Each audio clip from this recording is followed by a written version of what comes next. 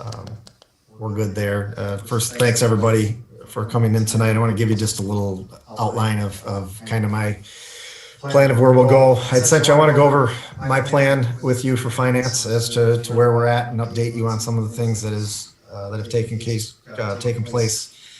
over the last couple of weeks and some of the ideas of where we're going.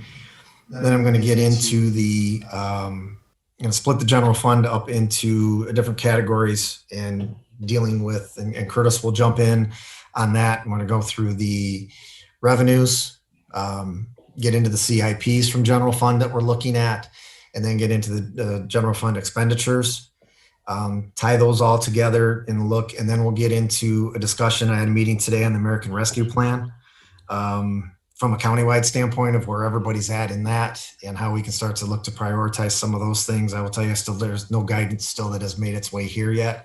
I'll be screen sharing too. So, to pull up other documents, we've already went on to the next stage too, that Curtis has done some review and some things on the general fund from there. To let you know, the water, wastewater, transit, and there's very little change to them, but I want to bog us all down. We'll continue on that tonight and get those out to you, and we'll be able to do that one next week and get those all done from there. But I think still part of the talk about prioritization within the rescue plan, especially when we start talking about water, wastewater, and some of those major projects that could be funded in some other sources once we get a handle on some of that. So I hope I've got this. Oh, I don't want to record. My bad. I hit the wrong screen. I don't want to record that from there. I sent this to you, and by all means, if there's any questions as we're talking, just give me a shout. This is up on my screen full, except I can see some of you in my side here. I got a vacuum going in the background somewhere in City Hall. Can you guys still hear me? Hearing is fine, yeah. Okay, just want to make sure it wasn't going that way. I think that start out with this of and Nick, you hit the nail on the head. This has been a rough couple of weeks. But I think that we're getting our bearings straight under us now and getting a much better grasp on certain things. And as I've looked at this, and I've talked to some of you that have reached out to me about some of this, that I'm very hesitant at this point to fish back in that pond at this point in time, when I have a person here who has grasped and taken control of a lot of the things that I've asked him to do since getting Curtis involved in an interim standpoint. Some of you had better opportunity to meet and talk with him and chat with him about some of the ideas here. But what I would like to do is really look at this in a 6 to 9 month time frame to take a look that says how to work with him to see if we can grow our own talent here, to see where that will go as we move forward. I have a known quantity sitting here. I by no means do I say he's the most experienced person in the world, but I have a known quantity that is willing and wanting to learn, that I think gives us a pretty good opportunity to start. I think that what I would like to look at doing is getting, and we've already started some of these processes, is some mentorship from other folks in the area. Bobby Marr has been extremely helpful from St. Louis, and she's more than willing to formalize some of those things if we need to help us and to continue to work with Curtis and the staff here. They already have built a pretty good relationship. He knows she's someone that he can rely on. That's been going well. We need to look at, from the management standpoint, and training that's needed for the position. And Curtis is on here, so he's free to step in at any time, but he's already shown the propensity to go out and start doing some of this training, some of these things that are essential for us to get here. He's done it through Treasury already, that they've done some things. He's recovering some things that should have been done a long time ago. And that's a good sign. But really, what he and I have talked a lot about is that there's really a distinct time for him to work with me on developing this plan that has to go further. And basically what I'm submitting to you guys that we're talking about today, that I've given to you, is the crux of what I've already sent to the state of Michigan. From there is, the first thing is, and We've already been underway of really looking at the position, roles, and responsibilities within the department, of establishing that director's position for what it truly needs to be. Um, I would venture to say to you, we haven't had that in a very, very long time, of someone that runs the overall part of the department as the manager of the department and takes on that role of going through there. And we've broken down, and I know that we talked about some personnel committee that we're looking at. Really what Chris was brought here was in the second position of the accountant financial analyst to create those roles that we have not had, of persons who actually have accounting backgrounds to work in the accounting and finance department, and to lay out the assignments and the roles and responsibilities for them. There's a much deeper description and everything for all of these positions that's been submitted, and I'm free. I will go over with any of you anytime you want to take a look at these things. But to really lay out the specific responsibilities, the accountant financial analyst being the first primary position after the director, after the finance director treasurer, who would really be more in that role of accountant, really working from the accounting standpoint and helping there. Billing has been an issue for a very long time, of what we've left on the table through things, because we've never treated it in a role of the importance that it needs to have, of actually getting someone with an accounting background within that, not just somebody to be able to put numbers in a system and hope they come out right, but to be able to actually do the analysis, work on the things that we have going on there. And I think that one of the other things that we would look at is, we've talked in the past, and we've had a talk with transit. A good connection would be to split some of that time for cost and for other reasons, but to have somebody also then from that accounting background with the billing clerk's position to be able to handle all the nuances of the transit accounting system that we've never had here either. Breaking down Matt, to, is that yes. something like, doesn't the transit director work on that with the state of Michigan? That would be his responsibility? There aren't very many. There's a reporting process, but there's a whole accounting aspect that the accounting department here in the city is responsible for. It has its own very unique set of accounting principles. I'm going to try to pull you up here, Michelle. So I'm looking. There you go. Oh, it's all right. No, you were down on my list, so down from there. So it's not, there is a very, very specific accounting aspect to transit that is so different. Okay. And is that always been, or is that added because we added more? No, that has always been. And we've struggled with that. As somebody who was out there before, we've struggled with that for a very, very long time. And if we can split that cost and do that and get this more professionally done, it would help tremendously. Looking at the cash receipt specialist, it's just in a deputy treasurer position. It's just giving more responsibility in an area of cash management and the flow and of the things that need to be reconciled, the things that need to be checks and balances, the things that need to be checked, the things that need to be looked at on a daily basis, of making sure that those things are done in a way, and then helping with the continuation of personal property taxes and all of the different remittances to make sure they're going out. To be frank, as you know from some of the discussion that we had a couple of weeks ago, the checks and balances portion has not been a strength here at all, and that this would create that position of someone that's just not bringing things in. They have a different set of responsibilities within a backup with a cashier. So we have two people in positions now that on a daily basis can be checking and handling the counter and doing different things like that. This really puts the department back at a place from a manpower situation that's not much different than it was probably 7 or 8 years ago when we had a number of people there. It's been running, and we can get much deeper into talking about these positions at a certain point in time, but I also want that to be a big part of the role as I start to work more and more with Curtis on this, as how do we refine these positions, build them into the next part that we look at of with the policy and procedures and with the things that are there, with the checklists, so there's specific people responsible to these. And we talked about it a couple weeks ago. It is time to do that now. It is time to make sure that we're doing that by by putting this in part of a plan and part of writing. One of the biggest things that I think we've failed to do over the last two people, and ultimately then that's on me, because if the last two people would have been people I had in a position that didn't do this, and that's the assessment of their staff and currently where it's at. And then being able to Well, I'm kind of disappointed in Denise if we spent all that money on her. That was a lot of money, and she was here a lot of time. So yep. Something happened, failed in that area. Yes, that's a portion. I'd like to know how much money we spent on her that we weren't dig those up. aware. I can get that. Yep, I can get that for you. Thank you. Yep. That's one of those, and when you look at the assessment of the current staff, it's making sure we're skills. Now, as we all know, we've have a portion of attrition already that we're down to a certain level. So of getting there,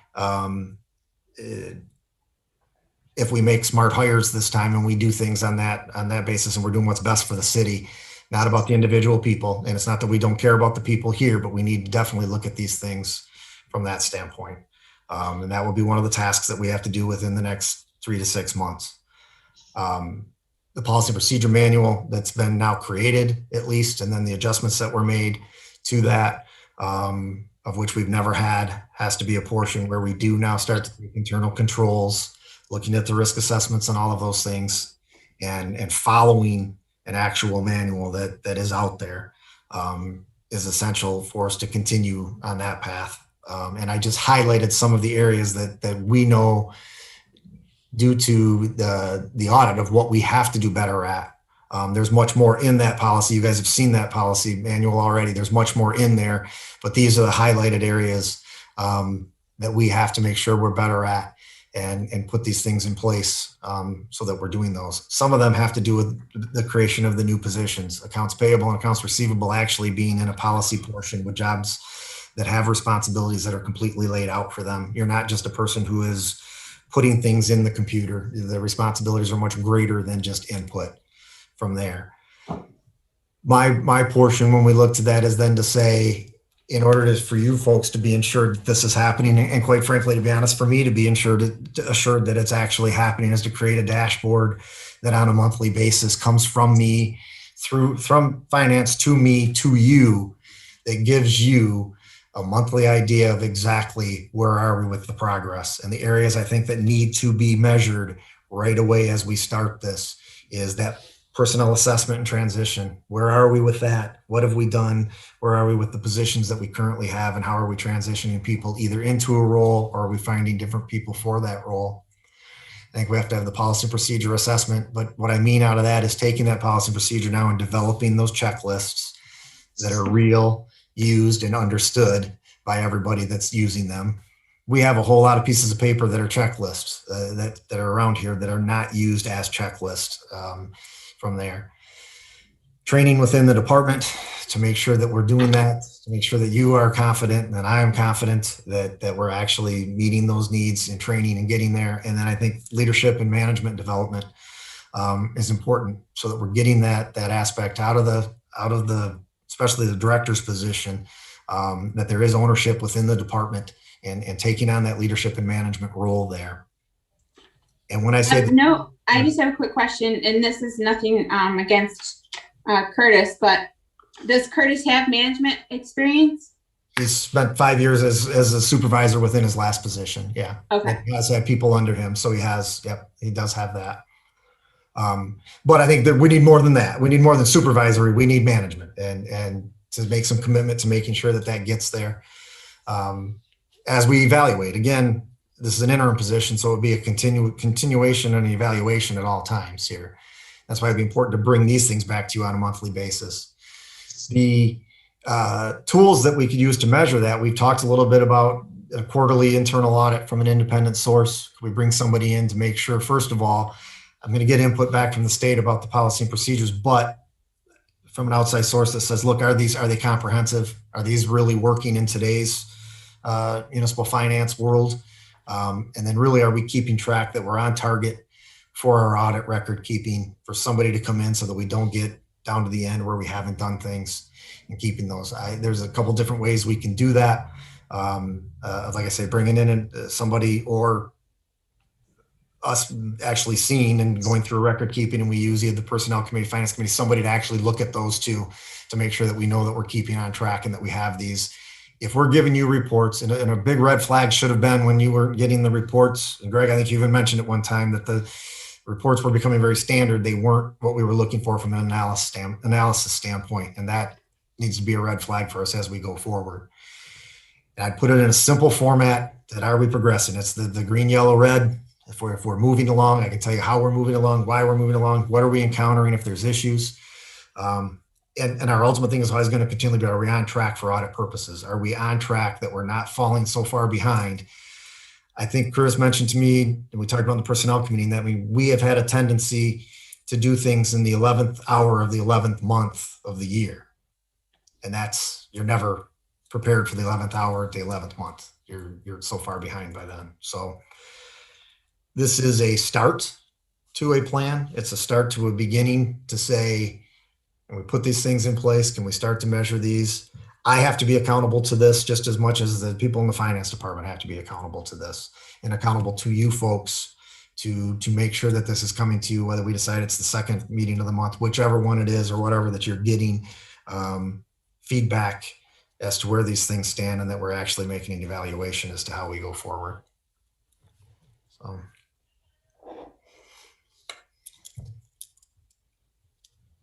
I'll stop for a second just before we get into the next. So this is about as consuming as it gets, because this has to be right now. We've talked about it. It has to be right this time, and we have to evaluate it. And I'm not uncomfortable saying this with Curtis on here. It's a constant evaluation of where he's at also, and how he's doing. I have found him to be someone who's very open to talk about either concerns, problems, what he knows, what he doesn't know, as opposed to, I know all of this and you don't have to worry about it. That is not the tone at all. But that will be my job to make sure that we stay on that path and on that track going forward to do that. There's something to someone who wants to be here in our community. There is something to that is true, but we also have to make sure the past that we've had, that Curtis, I don't have an issue with you. I'm just not worried about the city, but we have to make sure there's management, that he's worked on budgets, that he's done all the, we have to do that before we, just get it. I mean, as long as he's aware that this is just a temporary, and we'll have to look at all avenues before we make that. Yep. Because we've talked. I mean, it will be highly scrutinized as we go through, as it should be, And he knows that there's been no. I think we talked about the personnel committee. There's no promise here. There is an opportunity. But then when I saw this in writing, it was like, okay, we talked in the personnel meeting that it was temporary, and now you're saying that he's already doing some of this training and stuff to become the manager. So I just wanted to make sure that we were back where we were in the personnel committee. It's still there, but I think even in the interim position, if we've got to get somebody to make sure that we're there, because I will continue to do an awful lot of the management portion of that too over there. Okay. But as of right now, there's really two of them working, and I'm gonna say it's, when you're a little more organized, two of them have done a good job, but we know we need the increased help in getting some folks back. So you need to hear from me and it might not be once a month. It might be every meeting. We're going to give a little bit of an update so that you know that this is being looked at all points and times from there. And it will be highly scrutinized and highly evaluated at all portions.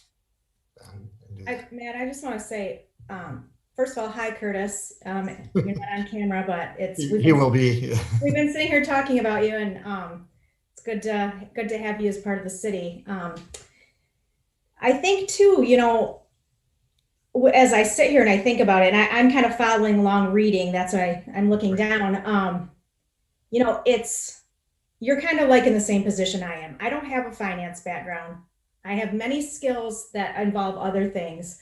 And so in my position, I have to rely on my finance committee. I have to rely on my accountant. I have to rely on my auditor to kind of hold my hand and get me through a lot of the process. And I think that, it's not just, I think you got beat up a little bit during the audit that night, and I know it was hard for you.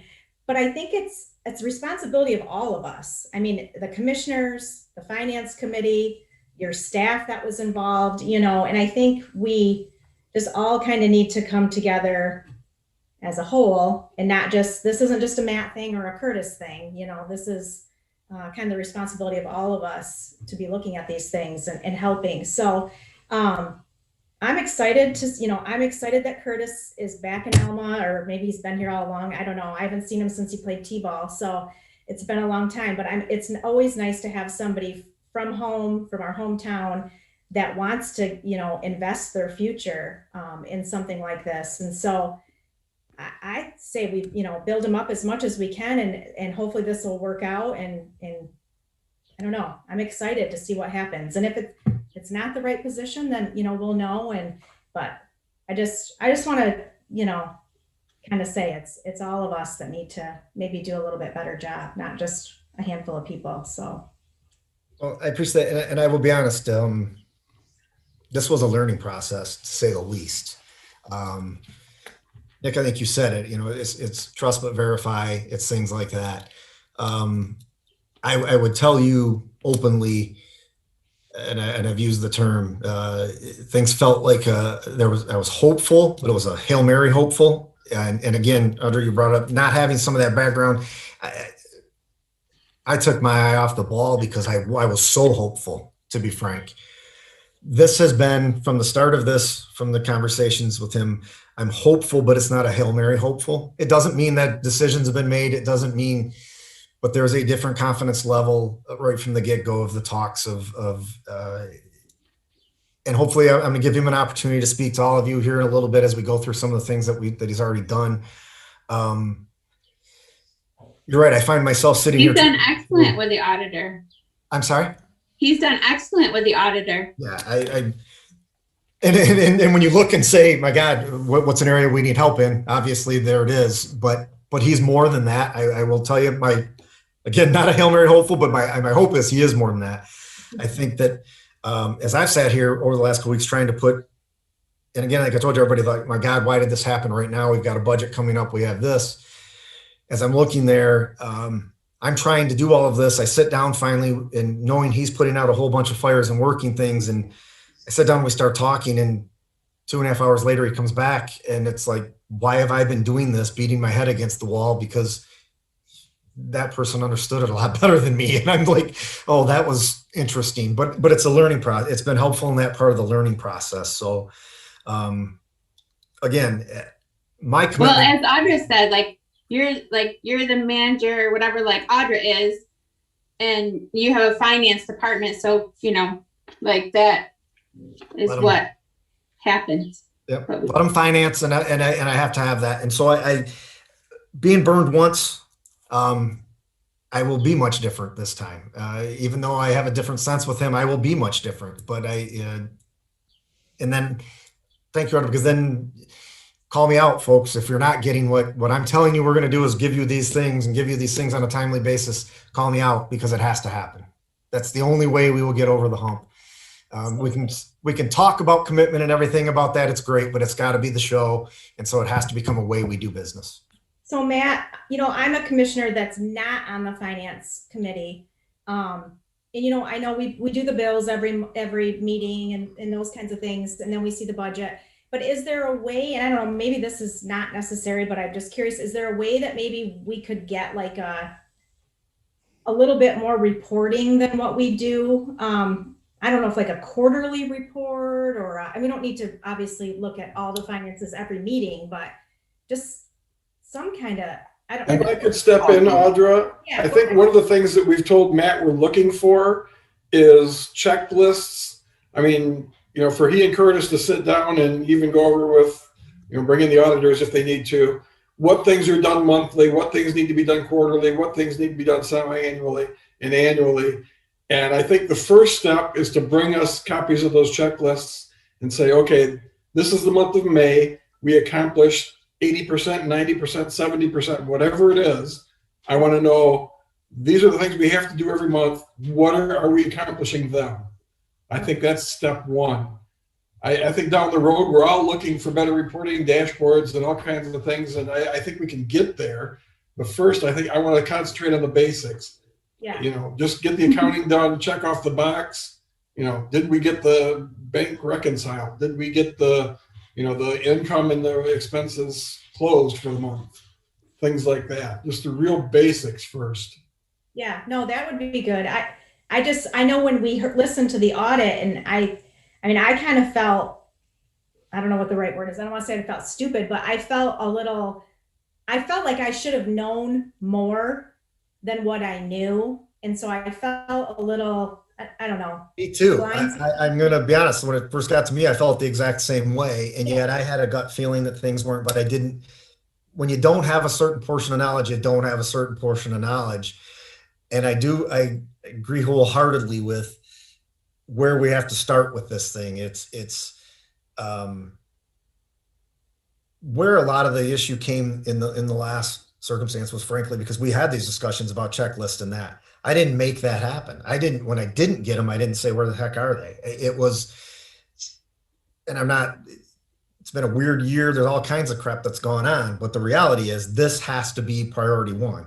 What are those checklists? And they don't mean a damn thing if we're not filling them out, accomplishing them, and probably because we never got to a point where we had even confidence in the people who were here to do them. It was a great idea to have them, but if you didn't have anybody who could do the reconciliation or do that, it was all falling to one person, and it didn't. And so that's kind of what Curtis and I've had a lot of talks about, is when we talk about personnel and about the staffing, that whatever these assignments become, we have to know that the people who we've given them to get it and understand it. And we're not looking for them to be an expert in all of it, but they understand the basics so they're able to do that part of the job.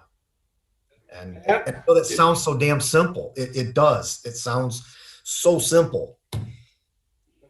It's not. And I guess I would challenge you to have at least the first draft of what some of those checklists are going to look like. You tell me, is it next meeting too soon? And maybe you want to talk with Curtis first and tell us next meeting when you can have something for us. That would be perfect. I would think I would tell you by the first meeting of June. I'd like to get through May and get to the first meeting of June that we have a very good idea, because the policy means nothing if we don't create the checklist off that policy, so that whenever you look at a policy, there's just so much information in there. You need to break it down into those checklists so that you know you are accomplishing those things that are laid out. I'd like to say we've taken a major step forward by creating a policy, which is hard to understand too, but we at least have that. So how do we create the checklist off that policy so that we're doing our own policies? We're actually doing what we say we're supposed to be doing and measuring that. And I should be held accountable to that. One of the things that can make it easier to see at a glance, I like your red, yellow, green kind of thing on the spot. And I think if we can do that on a continuing basis, okay, May, April, May, right? Yeah, right. May, April, hello, April, May, June, July, whatever. And we get to July and whatever has been red for the last 4 months, okay, there's a problem. If we just see it red, we don't remember that it's been red for the last 4 months. Oh, it was green, it was red, and it's yellow, and now it's green. All right, we're on the right track with that. We can concentrate on the things that have been red for the last 4 months. And those indicators have to then mean something, and I agree with that. Then there's some value to it, and there's some things. Ultimately, and I'm a talker. I'm a mediator. I spent my career being a mediator. But the reality is now it's got to be due. It has to be due now, and it's time to actually put these things in. Checklists are things that need to be put in place. They are the things that keep you on track. But the reporting of those checklists and holding to it, Roger, you're right. You don't just do it April, May, and June, and then July. Well, we didn't quite get to it. August, well, we didn't get to it, because then here we are back in this situation again. And it has to become a way that we do business, and that has to be the commitment level of doing this. So, and again, anybody who has, Roger, you said stop in. Please do call me, stop in, whatever. I'm more than well, willing. Matt, this is, as a manager of the area, we all know that how important it is that you have a grip on this, and this is number one priority. And a lot's on you as the captain of the ship to get this ship floating in the right direction. So it's going to be interesting to see how it all works out with all of us working on it, and but all of us have other jobs to do too. Exactly. So as the manager, that. it's really a lot on you to get it to where we need you to get it. Get it there. I fully understand that responsibility. I fully understand that. All right. On that note, I'd like to start again, like I say, what I'd like to do, and there's some changes from what I sent you originally. Because actually, as I spoke, we've kind of moved into the next stage where Curtis has been able to go through from finance, the director's position, and take a look at where we're at with some of the, and I think that where the revenues are, let me share this again out, or not from there. If we're looking at revenues, and I would find, and Curtis, if you want to pop on screen here, because we'll go ahead and get started on everybody say hello, but he's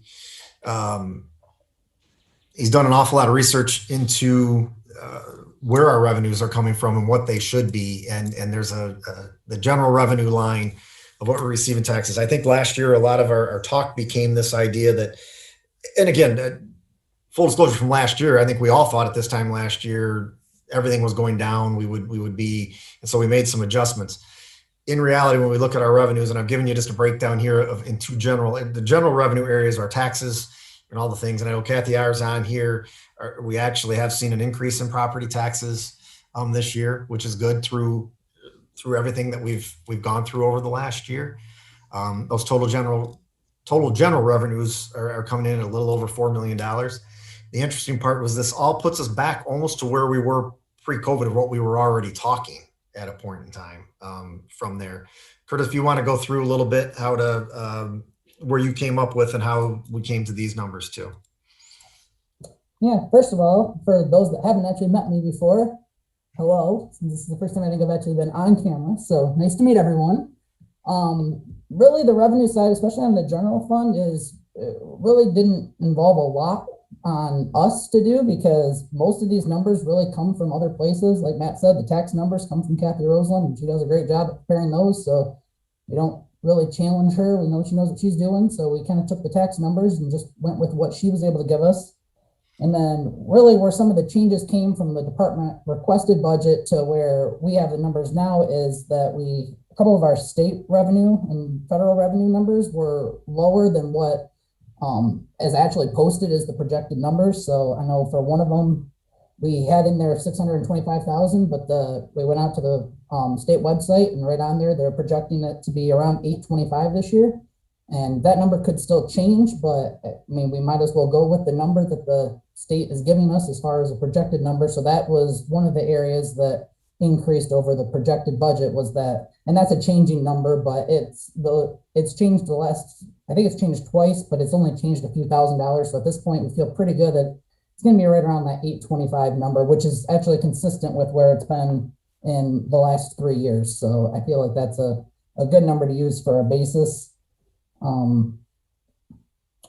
Yeah, really, we didn't, like I said, there wasn't a lot of changes. We did have about 5,000 listed in other revenue that I took out, because that's just I mean, it's good to have it in there in case we have actuals, but it's hard to project because it's not really something that's something that we know for sure what it is. It's just a kind of a catch-all if something comes in that we weren't really expecting, and thought it was best not to budget for that because you just don't know what that's going to be. In the last couple of years, it's only been, I think, less than $1,000 the last 2 years. So I felt like it wasn't really worth budgeting for that. And if we get it, that's just more money than what we were expecting, and we'll take that and be happy with it. But I don't feel like it was good to budget for that number. So overall, like Matt said, really the revenue numbers do come in about right where we would have expected pre-COVID last year. So nothing really is new. Nothing's really significantly changing. It's just a matter of actually collecting on all of the revenue that we should be collecting on, and hopefully there are major changes at the state level. We'll make sure we get those updated ASAP, whether good or bad. But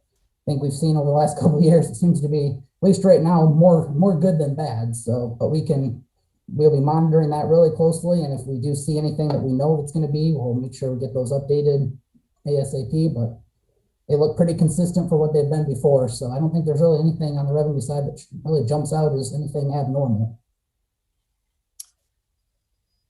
And the secondary revenue numbers that I have down here for you then are basically what we're projecting within the departments themselves. These aren't through the taxes. These are generally your fines, forfeits, fees, contracts, different things that you have that are coming in through the different areas. These are taken off really of what we're bringing in to the city in the different areas. One area that Curtis has made me aware of is that affects these numbers is how are we actually reporting them every time? Are we putting them in the same place? Are we making sure that the revenue numbers are going to the same spot? Or are our rents always going into to economic development? Are we sure that all of the money that comes through police for breath tests, all those different things are being put to the right spot? And so we've spent some time going through confirming all of those numbers as to where they need to be coming in.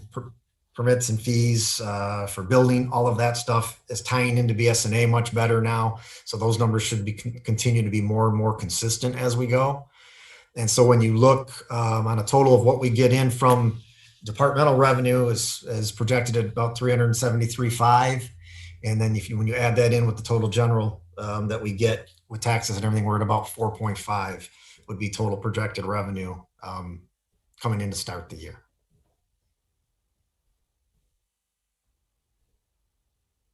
Did I miss anything, Curtis? I don't think so. Curtis or Matt, is it safe to say at this point that the doom and gloom that we were afraid of a year ago at this time, that the bottom was going to fall out of the income portion as far as taxes and stuff go, that is a fear we no longer have?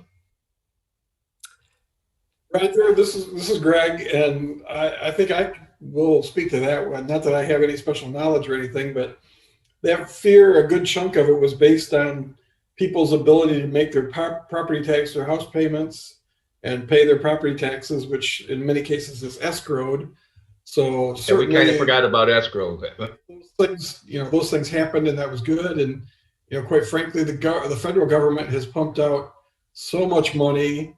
There's been so much unemployment bonus money as well as stimulus money that individuals have gotten. I think it's at least pushed that fear back by a couple of years, but there's still, there's always risk in an economy, a downturn in the economy that, people won't be able to make their house payments and they won't make their tax payments. There's always that fear. Probably if you go back to, an exercise back to 2009, after we've gone through that crash, see what that did to us. We made it through that okay. So, it's always a concern that we don't collect it, but I don't think the world isn't coming to an end the way we thought, COVID might do to things. The federal government really took some steps. Yeah, thanks, Greg. That was just kind of the assurance that I was looking for on this, is that the doom and gloom did not happen. I think to throw in there, Great Depression, things were different. They did wrong steps, definitely in hindsight, that we didn't do this time. So, and I do think that if I've learned something from that, and it's kind of what along the lines you're saying, Greg, I think when you try to start planning for something that's that unknown, you've probably made a mistake right up front, because it's so unknown that you've completely altered certain things that are hard to recover from. So these are the numbers as are. I mean, as they are presented, as everybody's projected. I think one of the things I want to talk about in a little bit too is that other increase of this other money. Never thought you'd say things like this, but my God, getting $877,000 really creates some issues for how do you manage, what do you do, which of course we'd all say we'll take it, but it's created, I had a good meeting today that I'll talk to you about here at the end when we get to that point. So hopefully we'll see that. So is there anything else on those? And I want you to know, these are all available. Everything is available with the entire fund. I mean, with the breakdown of every single thing in both the departments and those. I just didn't, we're not going to go line by line, but that's all available. And anybody, I know some people might want more detail. Some don't want to look through the whole thing, but the detail's available. And so you let me know and I will get you the full detail on that. So.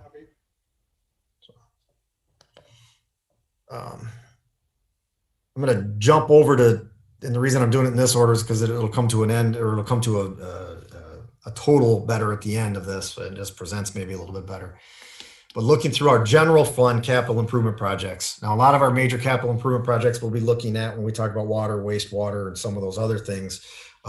Those funds have their own monies that are in there, and that's the purpose of those funds, and the fund balance is in there. But what we're looking at currently of what we've put in under general fund capital improvement projects that we're looking at is in the buildings and grounds maintenance area. We're looking at a $90,000 capital improvement.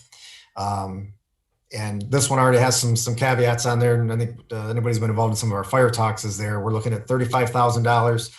The entrance out here, municipal building, employee entrance there is not there much more. It's really gotten bad. It's deteriorated over time. We've talked about this the last couple of years, but we've put it into a CIP this year, along with, I'll go to the $5,000 crack and seal paint to keep the other portions of the city hall parking lot in a better condition. The major portion we're looking at is that police and fire drive approach with the heavy fire trucks that go over that. And I know that's been talked about for a number of years. So that, we have had some discussions at the fire board level that says that really shouldn't be the city of Alma taking on all of that, $50,000 for that, because that is really a fire board issue. And the fire board has monies that we will be able to go back, I think, and say. And I think that might be a reason why this is one that we look at that says, now this is probably doable this year, because I think to talk to our partners, of which we've had some pretty good discussions recently, to be a part of that, to cut our costs there a little bit. Well, yeah, just to clarify, you're talking about the pavement here, not. Yeah. When it says entrance, yeah. When I say the employee entrance, that's really where you come off the roadway into that drive. It's not there much anymore. It's deteriorated pretty bad. That's really ours, because that's the employees coming in through there. We do have a fire truck that might go through there, but we may need to look at that in the whole. When I'm talking about the fire drive approach, it's that whole padded area in front of the fire doors. Do the fire trucks drive around though? Yeah, they do. They come out that other way. So that's why I say that other approach portion, the approach and the employee entrance, really, truly, we need to talk with the fire board completely about that, about those. Because I don't think our cars are the ones that are causing that portion on even the entrance there. That's the fire trucks. So, and Dave, I know you're on. I want to put you on the spot, but I don't know that we've ever done much with that for all these years, that we've made any big changes to those. We repair. I'm on here. I can get you the screen going here, but that's been a CIP in the last several years. But with budget cuts, that's usually one of the ones that I will pull when Matt and I start talking about we're over budget on things based on priorities. That one we kind of push off. So it's been on there for probably, excuse me, to my knowledge, at least 4 years. As far as it just keeps getting pushed back each year. But the last time we did the parking lot itself, time flies. It's really been about 10 years since that entire employee parking lot was resurfaced. And that's really what it was a mill and resurface. And the approaches, nothing has been done on the approaches. I started in 2000, so nothing's been done on those approaches in that period of time. But they're taking a beating and they're not getting any better. But about 10 years ago was the last time anything was done back there. The appropriation police department has went from 2 cars down to 1 car now. And that's a vehicle plus an upfit. Thank you, David. That's a vehicle plus the upfit of that. I think we've become rather familiar with that one. And again, that cost is, I don't want to say consistent because it goes up every year, but it is consistent with what we're doing of making those work. The public works sidewalks portion is the annual sidewalk replacement, of which we've talked a little bit about already, in the $80,000 range, of which we'll get 40,000 of that back in revenue. And then the other portion on here is the Charles Avenue Rail Trail extension for about $69,500. And that would, I'm not sure how long that one's been on, but it's an area that I know we've been talking about. Do we close this thing out and extend it out there on there? there any grant funds available for that? If I can speak for that, to my knowledge, no, Greg, there are no grants that I'm aware of at this point yet. Now, who knows what the next 6 months to 24 months will bring. As far as that being a CIP, that's been one that actually was a few years out, but based on the conversations we had about Iowa, I bumped that up this year with the idea if we have money, we can look into it, but also being cognizant of the grant opportunities that are out there. That first segment, if you recall, was for a Safe Routes to School grant. Safe Routes to School will not pay for this extension for that, does not qualify for that fund because it has to be middle school, elementary school kids ages, and they want the mass population. The apartments were what got us into that portion of it. But right now, there's no money that I'm aware of, but who knows what the next 6 to 24 months may show. But that's why it's on there, is if we do have money, that's something that we can look into. It really popped up as a part of a conversation a few weeks ago. Dave, is that the We whole talking about project the- estimate, or is that just our portion estimate? That's the whole portion, that's the whole cost of it, to do that project if we elect to go from that area in front of Alma Container to connect to the rail trail. Thank you. So there would be a portion also coming back from that then. Well, there could be, depends on how it's Right. if there's an SAD, if there's Right. grant money, it really does depend on the avenue that is decided to pursue. Down there.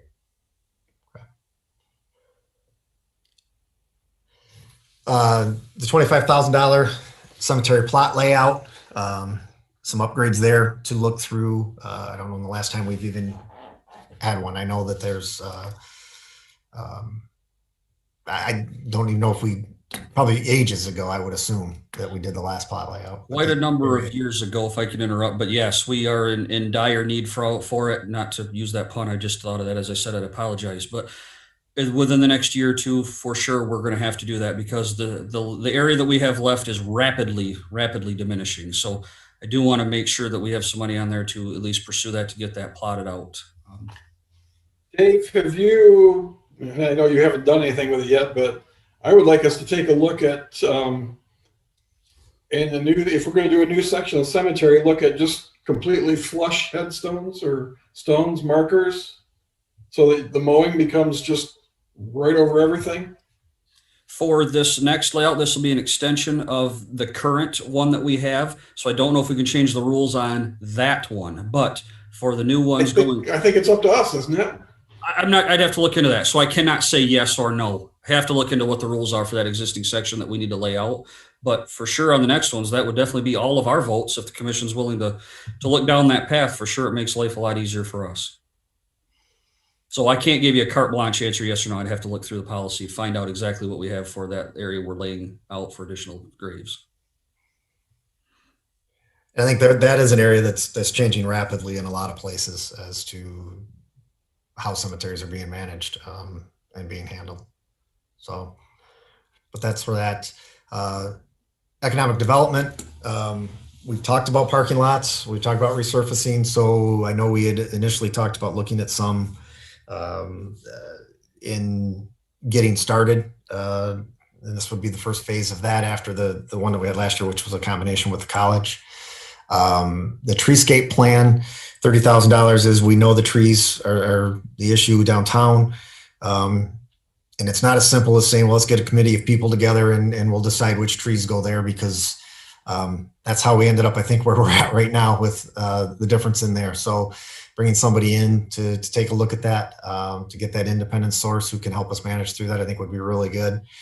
The banners, poles, and cable, I do think we can probably get some of this covered in some of the other stuff that we're looking at for some of the alleyways in some grants, but it's the idea of, as Eric and I have talked, right now we have the banner that goes across Superior Street is stuck in those buildings, and pulling on them a little bit. I'd hate to think one day if a truck ever caught it and we rip off part of that building. So we're looking at an actual structure that would be able to be put in that would help us maintain those as we go through. And then I think this one, alley resurfacing, sounds like on the scale of, well, what the heck, we've got all these, but we're really talking a lot in our community now about alley use. I talked with Audra earlier today about how do we better utilize some of these things? And so some of them, if we could get them to a resurfaced area, this has been in here for a while too, that one of the areas that we would look at. So. Check with residential alleys then? From there. I'm sorry, Greg, I couldn't hear you. No, these are not residential alleys, Greg. Was that residential alleys? No, this is the downtown district, Downtown. actually central business district downtown.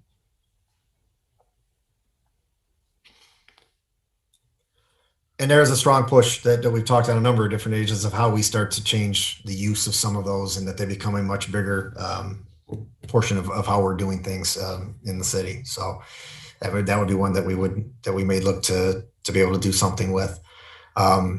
Dave, you have to help me out on the Highland Park concrete one. I know we spoke about it, and I'm drawing a blank.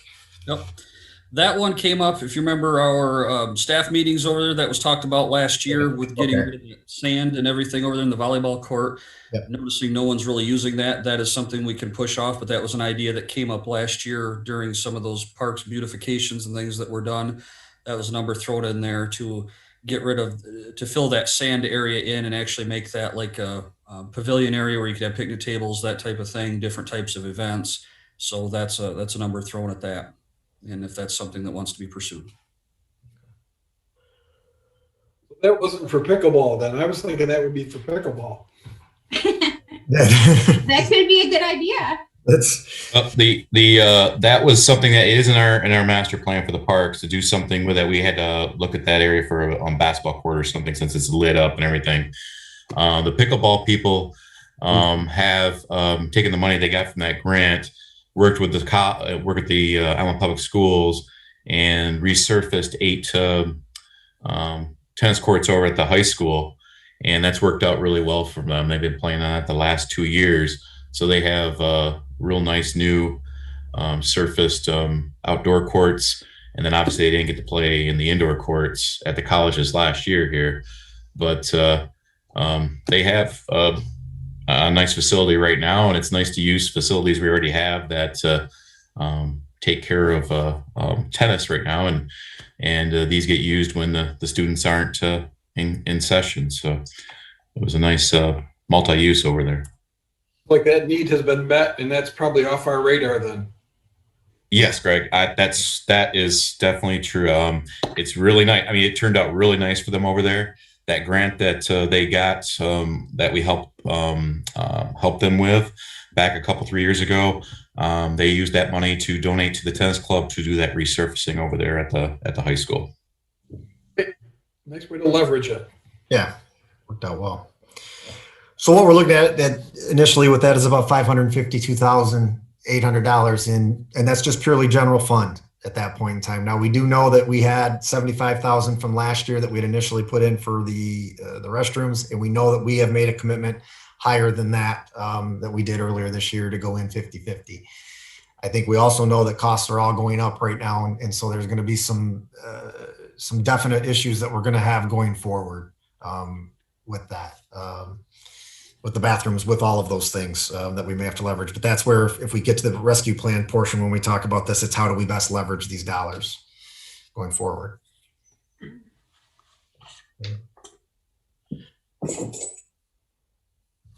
So moving into now, into the departments themselves, these didn't change much over what I had initially given you. And again, I have all of the entire thicker portion, which will be in the book that we will do with the budget book. You'll have the whole thing, but if anybody wants that ahead of time too, to see where we've broken that all down, it's all there.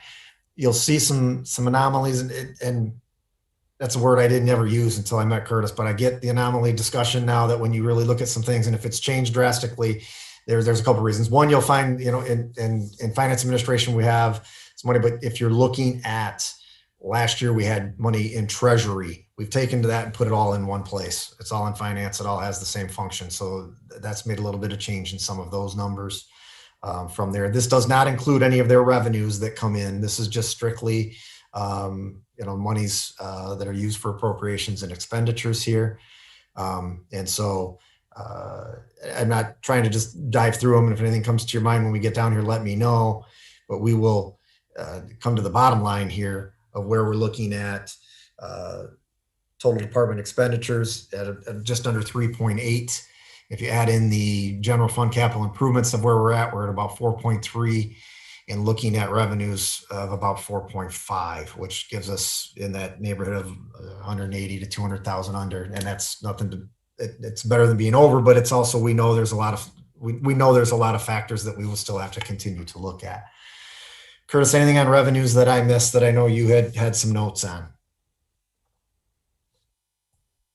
I don't think really anything major. The other thing just to point out is that we do have a new department. Human resources has been split out. It was kind of combined with, it was actually kind of a little bit of everywhere in the past, mostly in finance, and a little bit elsewhere. So that is its own expenditure department now within the general fund. But again, that's really just a presentation thing. There's no really additional expense there. It's just the way it's split out.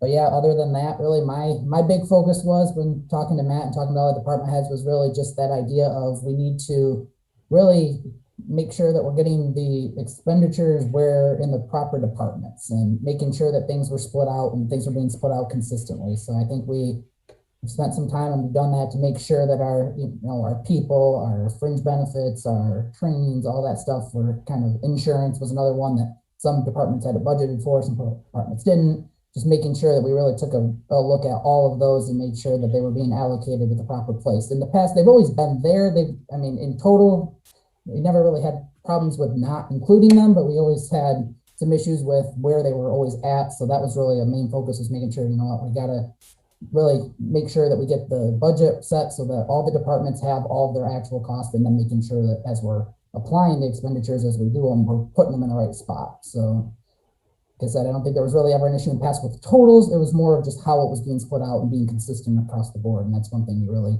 focused on here. Curtis, I can't tell you how pleased I am to hear you say those statements that you just made. Focusing on the day-to-day, getting the simple things right is going to be key to building on anything in the future. I think one of the first red flags we had last time was way over promise of what dashboards and reporting and analysis was gonna look like down the road.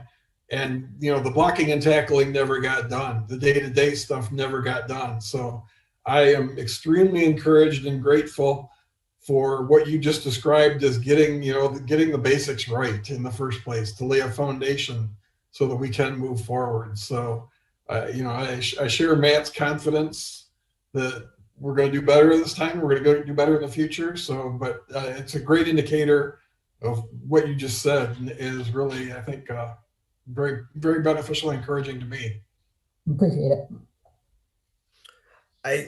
And also I have, if you want, because I've broken down salaries, whether you want to know, because we have some people who go across multiples. And so those salaries are all, I do have a spreadsheet where I have broken down salaries and where they're going. You'll see there is an engineering line, which has not been taken out of general fund. It was the internal service fund, but now it has a portion of general fund. That's where it's coming out of. But David also has went through and taken his salaries out of the areas already and applied them into the other departments that he knows he's spending time. Public Works is always a big one. Of what we've done a little bit there also is taking some of the Act 51s, the different monies that we come from the water, different sources from that. And that is going to be a work in progress all year. And Curtis and I have had that talk that said this is one thing that we have to really be able to analyze as we go, because we've taken portions out of the general fund that we've already accounted for that are coming from Public Works as to how, in just base numbers right now, and then taking those other funding sources, the outside funding sources, and applied those numbers that we now know that we can account for the monies for Public Works from the salaries. That's going to be a job in measuring that and monitoring that, because that's going to move. I guarantee you we didn't get that all right, in one fell swoop of looking at it. So that's more of an attempt in making sure that we're doing that out of the internal service and putting that into the general fund where it needs to go than we've done in the past. So, but that will be a heavy lift. That will be a heavy lift to make sure we're analyzing that properly. It's going to put some burden on our folks to make sure timesheet wise and stuff like that as to how we're making sure of tracking. And I think we've resolved some of the issues that we've had of where's this coming out of my budget. There are certain portions of your budget that do belong to Public Works because that's the job they do within your department. And so that's been dialogue. That's been dialogue that we've had. I think we discussed that with every single department as they came through talking with us. So, but that will be a task for us to continue as we move to make sure, and it's probably going to be until next year before we have a much more solid number that we can say from a budget standpoint at the beginning of the year as to how it works. And I'm not going to sell you any more than that. Curtis, you've done a lot in your 6 months, so thank you. Or 4 or 6 months, whatever. Appreciate it. Mentioned real briefly that you cut down a patrol car. Didn't we have isn't there a scheduled plan? Are we, by not getting one this year, are we pushing down the road, we're going to have to buy 3 instead of 2 at a future date? Or If you've been on a 2-2-1 or whatever, it's the alteration for this time. I think we got 2 last year.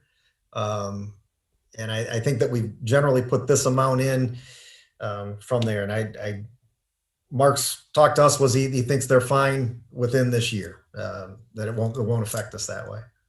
make sure we're not pushing ourselves down the road. We're going to Right. have a major expense That comes out of that. because I know they go through those cars. They're pretty hard on them. I mean, a lot of miles in town. They don't last forever. So there's the heavy load. The heavy lift is the general fund. Obviously, if I'm looking from there, I don't want to overdo everything in one night and say, no, here's all of these others, but those will get out to you so you have a chance to look at those. They're actually complete. I just got to put them in a better format. So they're easier to read with all of the other funds that we have. And then to come in as we make a discussion of the next step that I really think is going to be a task for us. And that's how do we manage our way through what's potentially coming to us in funding sources. I had a meeting today with all of the other managers in the area and Gratiot Economic Development. And I don't want to say it's a relief, but it is a relief when you meet with a bunch of people and they're all feeling the same anxiety that you are, because everybody's happy to see that there's money coming, but it's like we still, I will tell you, don't have the guidelines, which every day that stretches on makes me more nervous, because the initial guidelines that were put out, you can kind of wrap your mind around, but for some reason they're not getting out. So you wonder what strings are being attached on the back end as to how you do this. We even had a discussion of, not an argument, it was a discussion. One manager interpreted that the initial guidelines for the American Recovery Act or Rescue Plan were you had to choose water, wastewater, or broadband. And whatever money you were getting, all of it had to go to whichever one you chose. And I said, I didn't read it that way. I read that those were the 3 primary areas they were looking at, but I hadn't read it distinctly that way. So that might be why there's some hang up with getting these things out.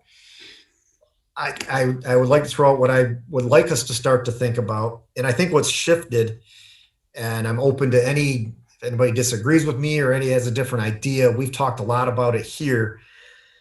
The initial talk that came when there was talk of this money coming out was, boy, you better have projects ready, you're shovel ready, and you're ready to go, because you're going to want to dive right in and get there, because supply and demand is going to work in the way that it does, and prices are going to go up, and things are going to happen if you don't get out early. Well, let's be honest, that's already happened. We already know that costs have increased and went there. So that early perception that said you need to be ready to jump on whatever you can is kind of taking the back seat to do a good job of strategically planning what you can do, because one of the hard times I'm having, and one of the hard times everybody else was having when we talked about it today, was it's not just the pool of the American Rescue Plan money, of which we are still, last I looked this morning, at about $877,000 that the city of Alma is eligible for. And they do have, at least what's been put out there so far, are some limited things. But then when you're talking about water, wastewater, broadband, we've got in the city, in my opinion, a private company that's come in working on broadband and doing things.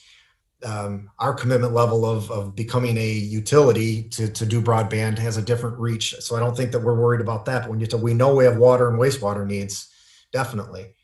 But then you'll hear part of the infrastructure plan that's coming out next is going to address some of those. David's currently working right now with one of our companies that had come last year and spoke to you about the lead and copper, about some availabilities of some other money that may be coming forward. So we're starting to work on that. As I was talking with everyone today, it was everybody's same opinion as we talked through this was you feel damned if you do, damned if you don't once you make a decision, because once you make a decision of how you're going to spend your rescue plan monies, shortly after that, they're going to come out with some infrastructure money that you're going to go, there's the money we could have used for that program, which would have helped us stretch money over here. So as we start to prioritize this, there's an area that I think that we need to look at first. And I don't know if it's going to be eligible yet because there is community talk. Part of this is talked about community-based monies and how can you do certain things in the community. I think as we look at cost, we've committed and we have a commitment from the DNR for the bathroom grants to do that. It's been a long time project. If we see some of the things we're seeing in costs, some of that, we have a shorter window. Is that something we prioritize to say we need to finish that project? And if we are allowed to use those monies for that, can we use it? We have some aging infrastructure that we know of the pipes and we know of the water mains and some of those. We've identified State Street as being, we know we've got to get more water in that area. And so could we utilize some of that there? I will tell you part of the discussion that came out of today.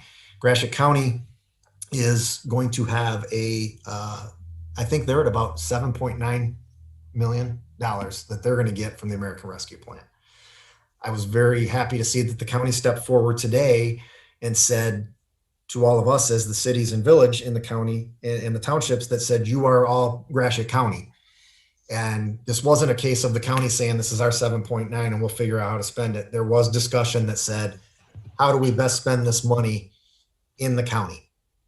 One of the major areas of talk wasn't brought up by me. I started part of the discussion was brought up by someone else is our area out on Jerome Road. Is there a willingness on all of our part then from a county standpoint to talk and say, boy, we've got a really good opportunity. If we can develop that a little bit more, does it make it even more ready that could bring in that large employer, that large scale employer? So there was some really good dialogue today about how can we look at this. And what I took out of it was that how can we still use the monies that we're getting, but on a countywide basis, how do we use the nearly $8 million that would benefit all of us? So that was a pleasant surprise in the discussion today. And so I don't know if everybody here has some specific ideas, but I think we need to decide to have a work session and sit down and just say, and maybe you want us to do it as staff first, that we can get a bunch of different ideas down. We know some of our CIPs we're looking at, but to prioritize these things that we can say to ourselves, when this money becomes available, this is where we can target this. And I think the biggest idea, and I've got to get off the idea that says, look, if we make a decision, then other money becomes available. I bet we'll figure out somewhere else to spend it. I bet we could figure that out, but not to second guess ourselves and to make sure that we're making good decisions. My concern is this has been really publicized that there's all this money coming to these municipalities and the expectation is going to be really great. The $877,000, I would tell you, has already been close to halved. I mean, when we all talk about $877,000, that seems like a ton of money. We already know prices have reached a point that it's not $877,000 that was $877,000 3 months ago. So how do we best stretch it? How do we best continue to look at those things, knowing that we have the infrastructure needs and I think committing to some of those things from the bathroom standpoint and getting those projects done should be our higher priority items. But that's just Matt's opinion. Well, I would think that your department heads would know what the top notches are, that like the top 3 or 4 that they would need done in their department, and then maybe we could all get together and discuss where we can, what we all agree with on, which, because I don't know the sewer pipes and stuff in town, and I don't know that type of stuff. So yeah, I think we can safely say a lot of them are really old. And yeah, but I'm just saying if David, I don't want to put you on department the head spot. did that, and then we could go from there. Or that's again my opinion. Yeah, and David, I want to put you on the spot, but I know that we talk a lot about the sewer line on Michigan Avenue and some of those things, and so some of those things can become a higher priority if we have the availability to do this. I just don't want to cut our nose off to spite our face and not make a good informed decision when it comes to how we spend this. We And will then not it's have a problem coming up with places to spend it. I can tell you that much. yeah. Pine But Street. Tiny That's culture. Do you hold off a little bit to see if prices start to come down? I mean, and then what if they don't? And then here you sit. So it's a lot more complex than just saying, geez, here's $877,000. We can do all of these things. We need to make sure it's really the most beneficial that we stretch it the best we can. It's going to depend on the strings attached too. I mean, if they say you have to spend it within 36 months, that's a different scenario than if they say it's 60 months or 72 months. As of right now, it looks like the end of Longer. 2024. As of right now, it looks like the initial stuff that came out was December 31st of 2024. But again, we haven't seen the final. So that's what makes you wonder, why are we not seeing the final if it looked like it was somewhat there? And if those areas are the only areas you're allowed to spend, and do they narrow those down? And again, somebody's interpretation was whatever you choose to do, you got to do it all in that area. And if they narrow it down and every city can only use it for certain things, finding companies that can do it. Who don't charge you, yeah. Right. Exactly. Their prices all went up again. They Might would as have. well try and do it in-house. Yeah. So, I mean, so by no means is this not something that we should definitely be happy we're getting money, and we'll pursue it and we'll do things. But the initial talk was just about, you got to have a shovel ready project right now, because we all know prices are going to, well, I think we're already past that point. We already know that we've seen the increase. We've seen those things. So in my opinion, it lets us take a little deep breath and say, we don't have to have that shovel ready thing right now. We are prepared as far as what we have in place to do it, but I don't think we have to worry about getting something on the books here in the next 6 months, but we do need a plan. Hey, Matt. Yeah. I think Michelle's right. I think your staff needs to have discussions and then present something to us. But the only thing I would like to just add to that is when thinking about these projects, and when your staff is thinking about how to put this money to good use, if you can kind of think about what the greatest impact our citizens would be, to benefit as many people as we can. Because there's some projects that you're going to do that have a very small reach, and yes, and I know they may have to get done and those types of things, but this is a chance to use this money during, a really kind of crappy time for everyone. So just something to think about, like what. I agree, and what I'm hoping is that the impression of we got to all use it in the one area is not true. I can't believe that they would be that narrow with it, because Michelle, you're right. It would create. We all know that we have the water, wastewater, and I think that's why they identified those. They're also pushing. I will tell you, I've had 3 surveys about broadband sent from either the state of Michigan, the federal government, or some other regional thing in the last week. I know that's the strong push they want to see. The discussion we had today with the rest of the folks in the county, really from our standpoint in the cities and villages, we're like, not a good use of our money, because we'll let the private business do their thing and provide that here, but we understand you have another need in the county. And so if we have to split some of that off, that's not a problem at all to meet those needs. And I'm curious to see what the final guidelines are, because I think you're going to get what they're prioritizing for the money. It sounded like a carte blanche when they first talked about it. Like, we want to give you all these things so that you can do for your community. And that's great, but I think we're going to see it narrow down a little bit. But I do think you're right, Audrey. We have to hit an impact point. And if we have stuff that we can stretch that, and we're already receiving funding, one of the things we did talk about today with the county was, we'd like to be able to say, if there are things that are available to us, but they require a match, that we might not have the resource to do the match. If you've got the 7.9 and you've been generous enough to say, how do we prioritize these things within the whole county? That should be an indicator for them as to where we do this, because it can help you finish a project that you might lose money on one hand or not be able to complete because of it if you didn't have the match money. So I think those could be things that could help. We talked a little bit about collaborative things. What are those things that we could do collaboratively? But in reality, I think that I didn't realize, I guess I realized this until they said it, but the county's getting a lot of money and they don't have water and wastewater issues. and yet they're getting a lot of money. And so I think it was very gracious of them to be very upfront with all of us to say, how can we all do this together in order to help your communities and theirs, because they are the county. And the county has really done a lot to put their own house in order by when they bonded out their retirement funds. Yep. And then, literally, it's a pun, but the windfall of the windmills Yep. at the county level has been tremendous. Yeah. And so they are, again, it was, and I even had a follow-up email from someone from the county that was like, I hope we didn't come off like we were trying to tell you what to do. And I go, no, if you've got money to bring to the table and you want us to give you some projects and some ideas, we'll be more than willing to sit down. So we'll stretch that 877 into something even more, hopefully. But there should be guidelines out, because they had 60 days from the day the bill was passed, and the 60 days will be up, to my knowledge, I think May 10th. I don't know what that means. So what if they don't? I mean, what are they gonna do? Find themselves or not let this happen?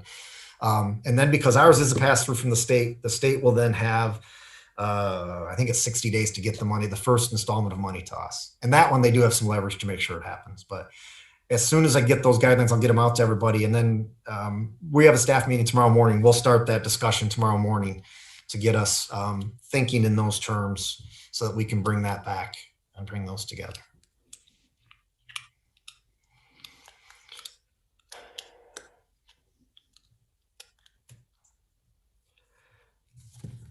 That's what I have for tonight. I appreciate where I think is a good discussion. Thank you. I will tell you, 2 weeks ago I was a wreck even putting a budget together. I'm not trying to oversell Curse too, but I will tell you it blew my mind when you try to work on something and then somebody comes in and knows what they're doing and says 3 hours later, well, here, nice try. You were starting out well, but here, let me take a look at it. So I feel better about where that stands. And by Friday, most likely with your packet for our meeting on Tuesday, we will send you the things for the enterprise funds and the others, so that you have all of those right then too. Good. And again, if any of you want the actual detailed portion, which is much deeper, just let me know and I'll send it to you. Okay. I sent you an email already, so. Okay. All right. Good. It's just a breakdown. I just, in a meeting like this, we can get bogged down going through each line. So I just want to make sure that you have a chance and it will be there. And then it will be part of the budget book in the end. It will be part of the final budget, but you can have it ahead of time too. And I'll get Can you just email it to all of us, Matt? And then yeah, and then you can decide if you want to take a look at it or not. So thank you. Good idea.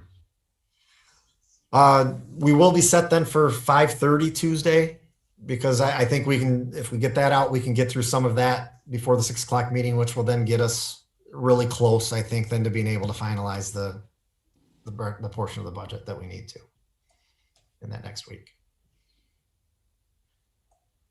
And again, I thank you for your support through this. It's a crappy time, and any of you, I sincerely mean it. If any of you have any questions or anything that you want to know, please get with me, and I'm more than willing to have those discussions. Well, I would like to thank everybody, department heads and all the crew that was here today, as well as the commissioners. Appreciate your time tonight. So Thanks, good everybody. meeting. We'll get there. All right. Thank you very much.